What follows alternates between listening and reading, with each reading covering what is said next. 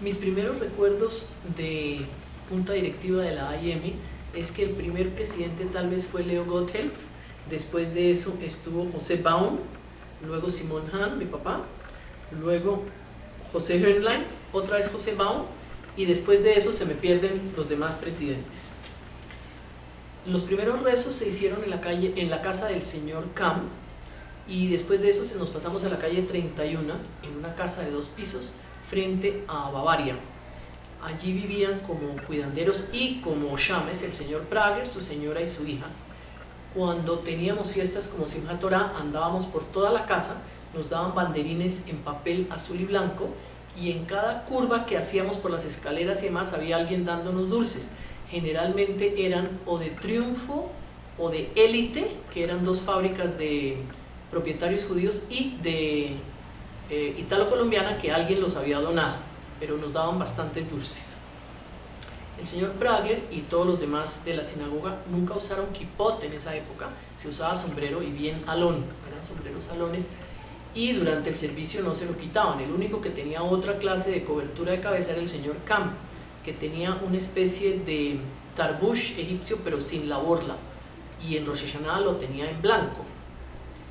Las altas fiestas no cabíamos en esa casa, entonces se arrendaban diferentes teatros, el Ariel, el Apolo, el Faenza, y una vez me acuerdo el Lux, que era en esa época el teatro más grande que había en Bogotá. Obviamente todos íbamos en tranvía. La Plaza de las Nieves, que era donde quedaba el Lux, pues era un sitio correcto, agradable, y nadie molestaba que los judíos anduvieran allí.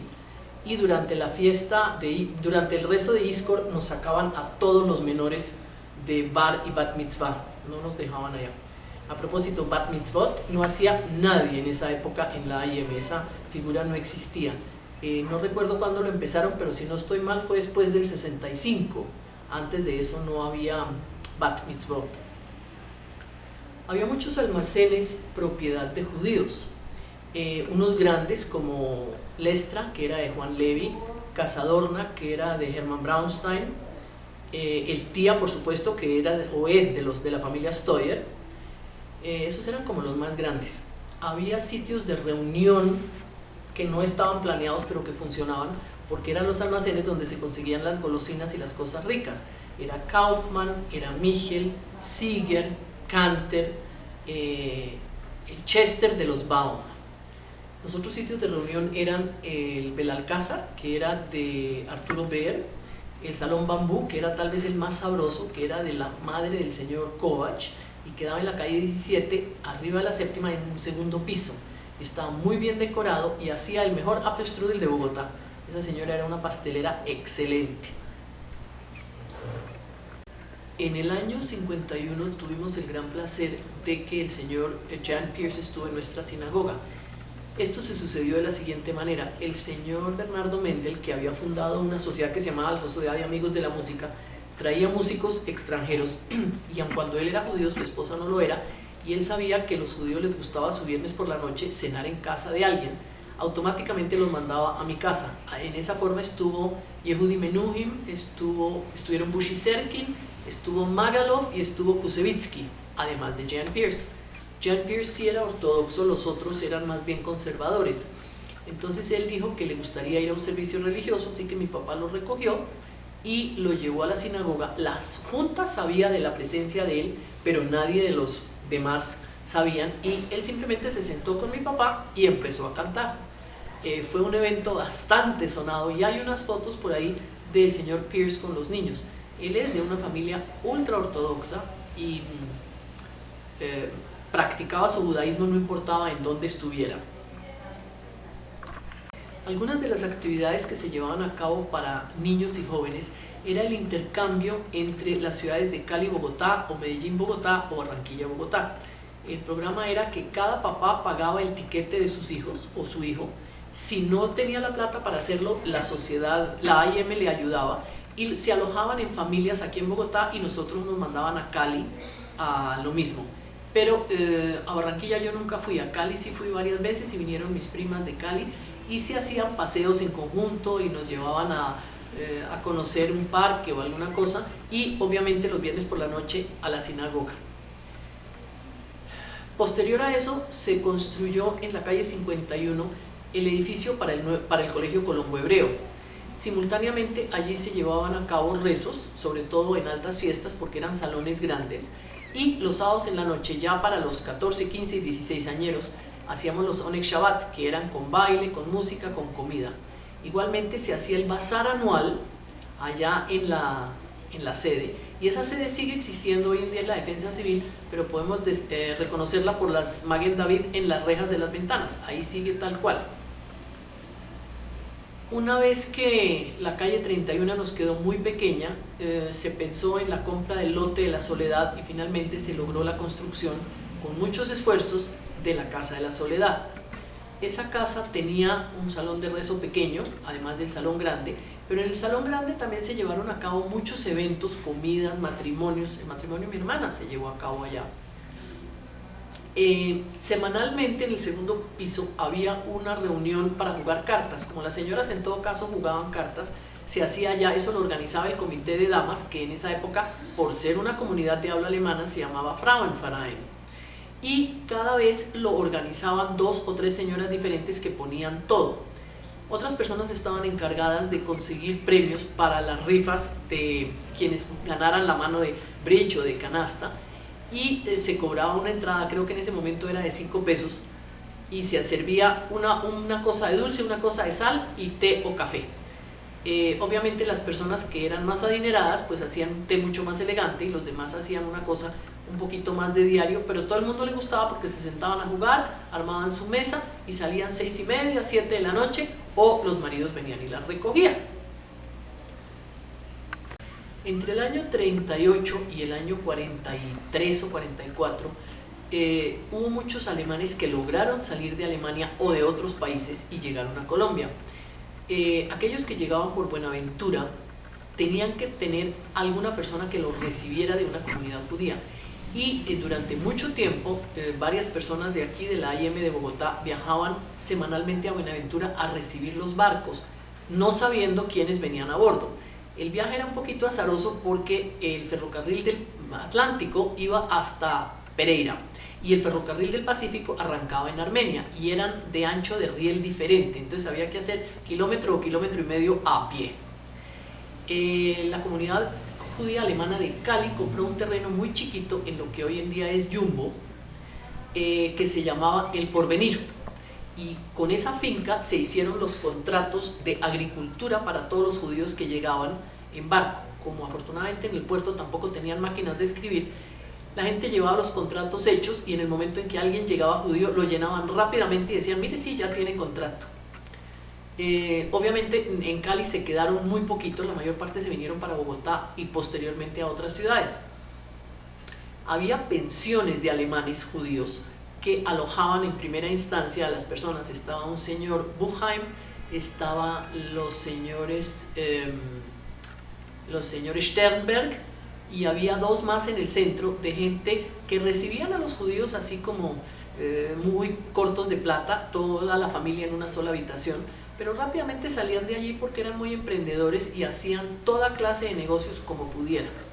Había un señor que había sido muy gran benefactor de la AIM, que se llamaba Luis Salomón, que recibía cuanto muchacho judío llegaba a Bogotá, todos los contrataba para trabajar para él, bien sea de choferes, de conductores, de secretarios, de mensajeros, de lo que fuera. Todos empezaron donde Lucho Salomón a trabajar, y de ahí progresaron a otras cosas. Lucho era importador de artículos de maquinaria y de tintas, y exportador de esmeraldas, y tenía muy buenas conexiones con el gobierno aquí. Inclusive durante 6 años tuvo en comodato la mina de Chivor, y la manejaba su hijo Jerry, que hoy en día vive en Estados Unidos, pero desafortunadamente empezó la época de la violencia en Boyacá y demás, y lo sacaron corriendo, pero ellos manejaron la mina de Chivor. Hay una anécdota simpática de Lucho Salomón para el 9 de abril, él, cuando empezó el tiroteo, en vez de irse para su casa, se fue para donde unos amigos que tenían una fábrica de ataúdes en la carrera 13 con calle 15, y como la cosa se puso fea y alrededor de ese parquecito estaba bastante álgida, un amigo lo metió entre un ataúd y estuvo 3 días metido en el ataúd mientras que pasaba todo el problema, la familia aterrada buscándolo. No, Lucho estaba tranquilo entre el ataúd y después llegó a su casa muy engomado y muy arreglado. Esas son algunas de las anécdotas de la familia. Lucho Salomón fue de las que más personas trajo de su familia, porque trajo tanto de su parte de la familia como de la familia de su esposa, que era Hela Mannheim.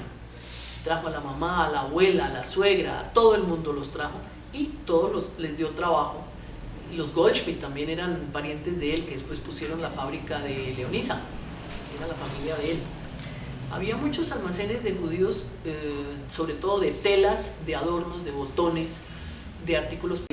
Era Walter Bronner, que puso su fábrica de jabones y esponjas y que dejó una donación bastante sustanciosa para la AIM. Él no tenía hijos, así que no tenía problema en eso. Los señores Steuer, por ejemplo, nunca quisieron apoyar a la AIM porque el señor Steuer era judío, de ascenso judío, la señora era judía pero no practicante y el resto de la familia eran unos evangélicos y unos católicos. Entonces ellos nunca se metieron con la comunidad judía, aun cuando de vez en cuando hacían una pequeña donación, pero no era fácil sacarse. Quien nos ayudó muchísimo en la AIM fue Salvador Rosenthal, cónsul de Israel en Colombia, que ayudó a muchos muchachos a irse a estudiar a Israel o a hacer aliyá o a participar en el ejército. Y fue un hombre que siempre, aun cuando no era de la AIM, fue una persona supremamente abierta, muy democrática y muy dispuesta a ayudar en todo lo que pudiera a cualquier judío que necesitara ayuda. En verdad era como el mecenas filosófico, sino financiero. Obviamente que los señores Gut y los señores Shayo ayudaron en todas las comunidades. Tal vez más el señor Gut que el señor Shayo. El señor Shayo ayudó más en la comunidad sefaradí, pero esa comunidad no existía hasta el año 50. Él se casó con una niña, Iris Vigio, y rezaban en la casa de él en un medio jardín interior que tenía al principio, porque no tenían sinagoga, hasta cuando él ayudó a construir la sinagoga, pero los sefaradíes no tenían en esa época sinagoga. Los ashkenazí de Europa Oriental sí, tenían unas salas de rezo en la calle 23 y a veces hacíamos rezos en conjunto cuando no había minyan en una o en otra, sobre todo en fiestas que no fueran altas fiestas. El señor Preuss originalmente era de esa comunidad y después se vino a la AIM. Él y su hermano, porque eran dos hermanos Preuss los que estaban allá. En Bogotá estuvo por un tiempo un hermano del autor muy conocido alemán Leon Feuchtwanger. Él se alojó en una habitación en la casa de la familia Rothstein, del profesor Gerhard Rothstein, director de la orquesta, y de doña Elizabeth. El señor desafortunadamente tenía un cáncer, no le había contado a nadie y falleció allá. A mi mamá le tocó escribirle al señor Leon Feuchtwanger contándole la muerte de su hermano. Él está enterrado aquí en Bogotá, pero no sé dónde. Me imagino que en Bosa, porque era el único cementerio que había en esa época. Esto debió ser en el año 46 o 47. Había curiosamente dos compañías de trasteo en Bogotá, ambas de judíos, los Levi y los Adler. Había 3 talleres de judíos, el señor Baum, el señor Leo Gotthelf y el señor Rodolfo Levi, todos 3 talleres automotrices y bien. El señor Rodolfo Levi y Franz Leib, otro judío pero de origen austríaco, fueron los representantes de Studebaker y se ganaron las 2 primeras vueltas a Colombia en los carros Studebaker en el año 48, que fue un evento absolutamente insólito porque nunca habían corrido judíos primero, habían corrido Studebaker segundo y tercero habían ganado. Eso fue una fiesta apoteósica porque todo el mundo tuvo que ver con esa ganada y el año siguiente la repitieron. Entonces quedó muy bien posicionado Studebaker, que posteriormente vendió muchísimos carros para taxi, y quedaron muy bien posicionados ellos dos como corredores de carros, pero no lo volvieron a repetir, simplemente querían demostrar que sus carros eran buenos vehículos. Teníamos gente en verdad en todas las áreas de trabajo que había, porque había fábricas textiles, muchas, de propiedad de judíos, tanto alemanes como sefaradíes. El negocio de ventas directas puerta a puerta lo iniciaron los judíos de origen europeo oriental y eran los primeros que fiaban cuando nadie le fiaba o a una empleada doméstica o a un mensajero o a una telefonista. El director técnico de la energía de Bogotá traído por la familia Samper, porque en esa época se llamaba la energía de la familia Samper. Era un judío austriaco de apellido Forel, que era a la vez tallador de joyas y fue el primer tallador y grabador de piedras preciosas que hubo en Bogotá. Joyerías obviamente hubo muchas por parte de judíos y de no judíos, porque los Klein y los Bauer no eran judíos. Dentro de la gente que trabajaba duro en conjunto con la sociedad colombiana estaba, por ejemplo, Bernardo Hahn, que le ayudó mucho a lo que en esa época era el SIC, a descubrir cuáles eran alemanes que deberían haber ido o que debían ir a Fusagasugá.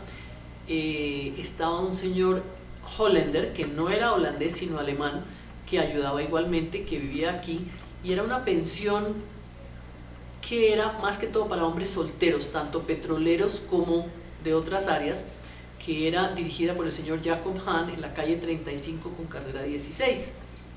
Había 3 hotelitos de tierra caliente, también de judíos. Estaba el Salón Victoria de la familia Mandel, que eran húngaros.